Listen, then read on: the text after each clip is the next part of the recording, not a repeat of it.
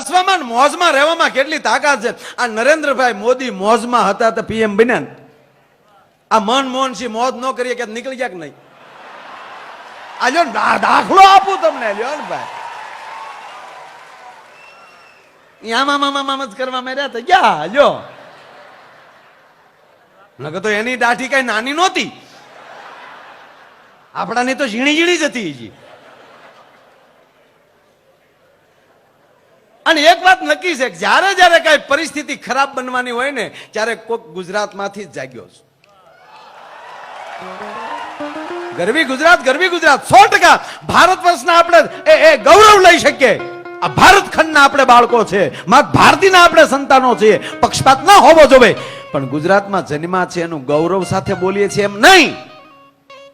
કોઈ પણ સ્ત્રી હોય એ કોકની દીકરી હોઈ શકે, કોકની બેન હોઈ શકે, કોઈની પત્ની હોઈ શકે, પણ માં ક્યારે હોય કે જ્યારે બાળકને જન્મ આપે ને પછી જ માં બની શકે છે, ત્યારે જ શબ્દ માં વપરાય છે. તો ભારત નામ છે એ સ્ત્રીલિંગ નથી, પુલ્લિંગ છે, છતાં કહેવાય માં.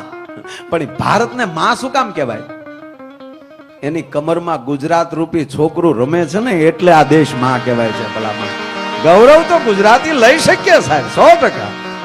અને જ્યારે જ્યારે પરિસ્થિતિ, તમને એના પુરાવા સાથે કહું કે જ્યારે જ્યારે પરિસ્થિતિ ખરાબ બની છે ત્યારે આગળ ડગલું ગુજરાત ભર્યું છે. શિવાજી આજ ધરતીના મહારાજા. અને સાહેબ જ્યારે ખજાનો ખાલી થઈ ગયો ને મોગલો સામે લડવામાં, ત્યારે મારી ગરવી ગુજરાતે સુરતે કીધું હતું કે મહારાજ આ બાજુ આવો, અમે સામે આલીને નહીં આપી શકીએ, પણ અમે એવું કહેશું કે તો હમણાં લઈ ગયા, પણ આવો સુરતમાં અમારી પાસે સંપત્તિ ઘણી પડી છે. પહેલો વેલો ખજાનો કોઈ ભર્યો હોય સાહેબ તો સુરતના વેપારીઓએ ભર્યો છે. ભલા માના. ત્રીજી વાત, અંગ્રેજોનો જ્યારે એમ કે ભાઈ કે ઉપાડો વધી ગયો અને આ દેશમાં જ્યારે અંગ્રેજોને હાકી કાઢવાની વાત જ્યારે આવી, ત્યારે પહેલી વહેલી લાકડી લોહીને કોઈ ઉભો થયો હોય તો પોરબંદરનો વાણિયો ભલામણા મહાત્મા ગાંધી ઉભો થયો છે સાહેબ. ઈ જ આપણો સરદાર પટેલ એમ કે ભાઈ ગુજરાતમાં લઈ ઉભો થયો છે, લોખંડી પુરુષ સરદાર વલ્લભભાઈ પટેલ ને મહાત્મા ગાંધી. અને ઈ બે જ્યારે એમ કે ભાઈ કે આખા ભારત વર્ષમાં આટા મારતા હતા સુનિલભાઈ, ત્યારે ભારત વર્ષના એક પણ રજવાડું આગળ નહોતું હાલ્યું. તેથી ગુજરાતનો 18 પાદરનો ધણી ભાવનગરના કૃષ્ણકુમાર સિંહજીએ કીધું હતું કે આલ્યો 1800 પાદર હું પેલા આપું છું જો આ દેશને આઝાદી મળતી હોય તો. ભલા માના.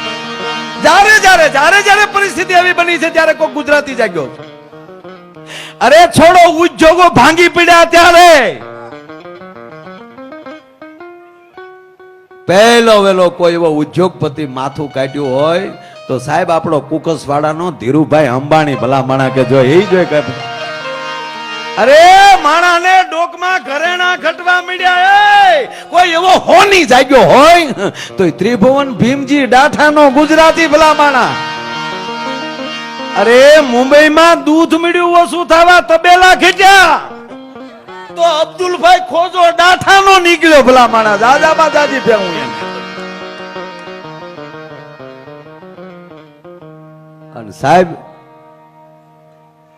માણસ પાસેલી શાસ્ત્ર મળ્યું ખૂટવા, જ્ઞાન મળ્યું ખૂટવા. સંતો ઘણા હતા, મઠિયું બાંધીને બેઠા હતા, આશ્રમો બાંધીને બેઠા હતા, પણ હાલતી ચાલતી એમ કહેવાય સંસ્કારની યુનિવર્સિટી કોણ?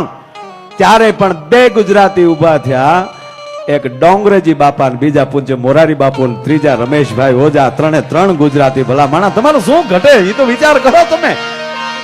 અને આજ દેશ જાણે હલબલી ગયો તો ડોલર મીડા માથું કાઢવા અને વડાપ્રધાનના મોઢા મીડા હિવાવા. ત્યારે એમ કહેવાય કે આજે 2014 જો કોઈ એમ કહેવાય કે ઝાડા ફાડો માણા, હાવજ જેવો માણા દિલ્હીને મળ્યો હોય તો એ નરેન્દ્ર મોદી ગુજરાતી. સાહેબ આમાં હું ઘટે એ તો મને ગયો યાર. सारे जहां पे अच्छा हिंदुस्तान हमारा है तो 100%. પણ ગુજરાત તો બાળક છે સાહેબ, છોકરો છે. અને ઈ છોકરો પરણે ને એની પુત્ર વધુ આવે અને એના સંતાનો કાંઈ કેમ કે કેમ ઝાડા બળિયા થઈ શકે. ભલા ગુજરાતી હમણાં એક આપણો ગુજરાતી